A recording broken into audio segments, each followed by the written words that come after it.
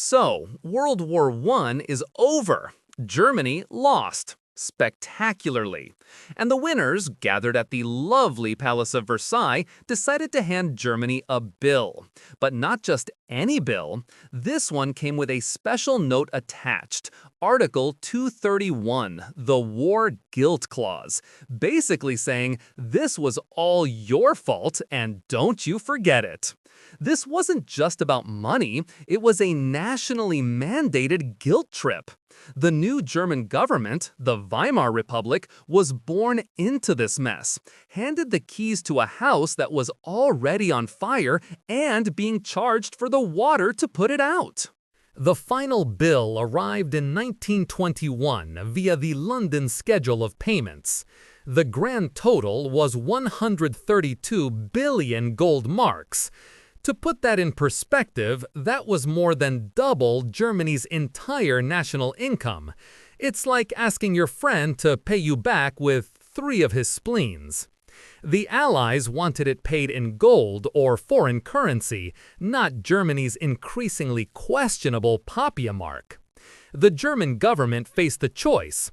Either impose crushing taxes on its powerful industrialists, who were doing just fine, thank you very much, or find another way, a much easier, much more tempting way, a way that involved a whole lot of paper and ink.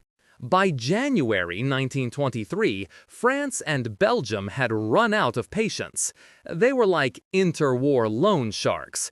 So they marched 60,000 troops into Germany's industrial heartland, the Ruhr, to collect their payment in person. Their logic: if you won't give us money, we'll just take your coal and steel. Germany's response was an act of magnificent, self-destructive defiance called passive resistance. The government told every worker in the Ruhr to just stop working, go on strike, and don't worry about your wages. The government will cover it. This generous offer was to be funded by, you guessed it, turning the national mint into a 24/7 party for paper. The man in charge of this monetary fiesta was Rudolf von Havenstein, president of the Reichsbank. He had one simple, elegant solution to every single economic problem: print more money. He wasn't some evil genius, he was just a bureaucrat who truly believed that a country could never have too much of its own currency. Under his leadership, the Reichsbank employed over 130 printing firms and 30 paper mills working around the clock just to keep up. They were literally inventing new, higher denomination bills because the old ones were becoming worthless too quickly. Life became a surreal mathematical nightmare. Prices didn't just rise daily, they rose by the hour. Factory workers were paid twice a day, given a half-hour break to run out and buy something, anything, before their wages turned to dust. People carted their life savings around in wheelbarrows, and not because they were rich. There are famous photos of children playing with stacks of cash like building blocks. People used banknotes to wallpaper their homes or burn them for heat because it was cheaper than buying actual wallpaper or firewood. The very concept of money, that shared fiction we all agree on, had evaporated. Now, you'd think this was bad for everyone. You'd be wrong. For a select few, it was Christmas. If you had debt, like a mortgage on a house or a massive business loan, congratulations! You could pay off your entire multi-decade loan with the equivalent of 1 week's wages. One industrialist, Hugo Stinnes, borrowed massively to build an empire and paid it all back with pocket change.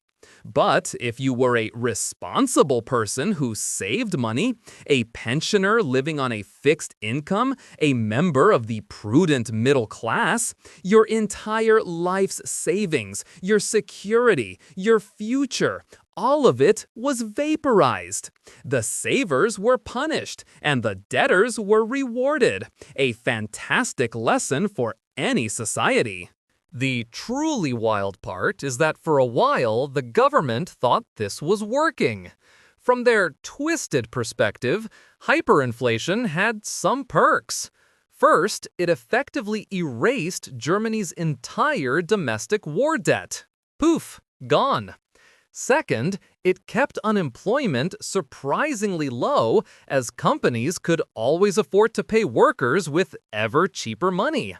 And third, it served as a giant, chaotic billboard to the world saying, "See, we literally cannot pay you. Our money is a joke." They thought they were playing 4D chess, but they were really just setting the board on fire while sitting at the table. By autumn 1923, the system completely short-circuited. We moved past billions and into the realm of astronomical nonsense.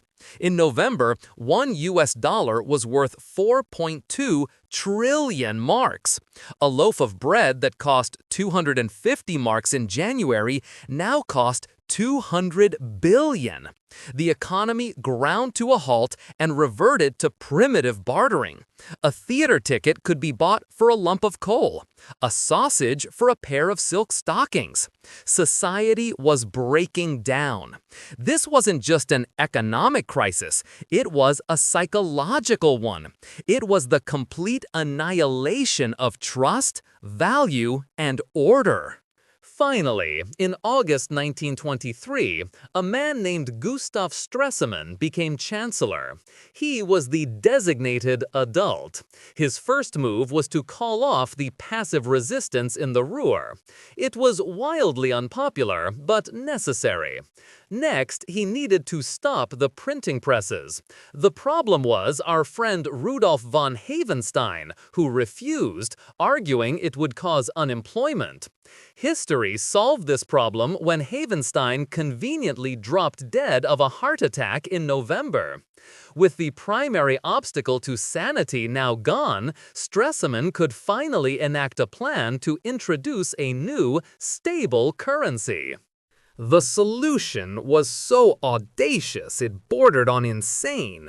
They created a new currency, the Rentenmark.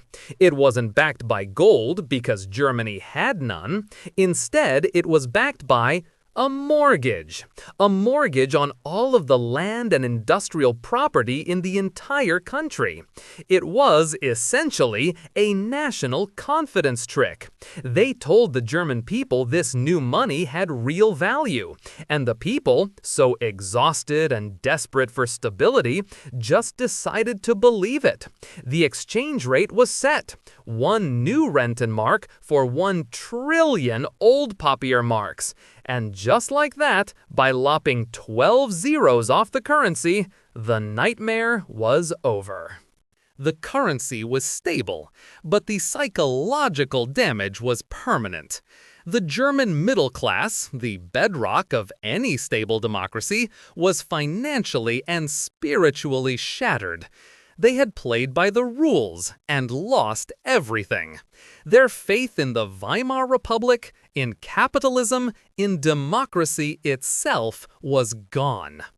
And who benefits when the center collapses? The extremists.